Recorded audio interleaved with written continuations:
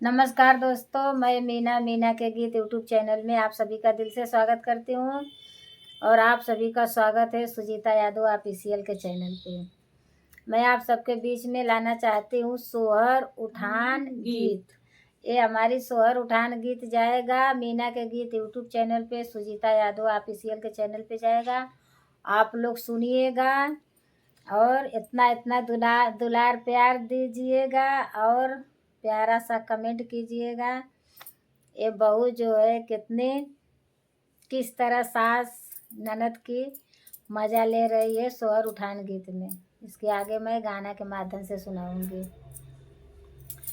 ताने पी सहारा चली जाता हो पिया, ताने पी सहारा चली जाता हो पिया।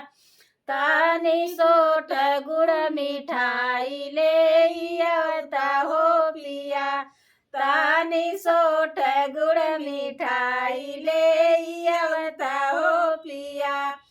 हमारा राम जाने हो भगवान जाने हो, हमारा राम जाने हो भगवान जाने हो। हमारा सासू जी के घर भजनाला हो पिया, हमारा सासू जी के घर भजनाला हो पिया। ताने पी सहारा चली जाता हो पिया, ताने पी सहारा चली जाता हो पिया। ताने पी सहारा चली जाता हो पिया, ताने सोठ और मिठाई ले आता हो पिया, ताने सोठ गुड़ मिठाई ले आता हो पिया। हमारा राम जाने हो भगवान जाने हो, हमारा जेठानी के घर भजनाला हो पिया, हमारा जेठानी के घर भजनाला हो पिया। ताने पी सहारा चली जाता हो पिया, ताने चंदावक बाजार चली जाता हो पिया। तानी सोठ गुड़ मिठाई ले आता हो पिया, तानी सोठ गुड़ मिठाई ले आता हो पिया। हमारे नाना दी के हमारा राम जाने हो भगवान जाने हो, हमारा राम जाने हो भगवान जाने हो।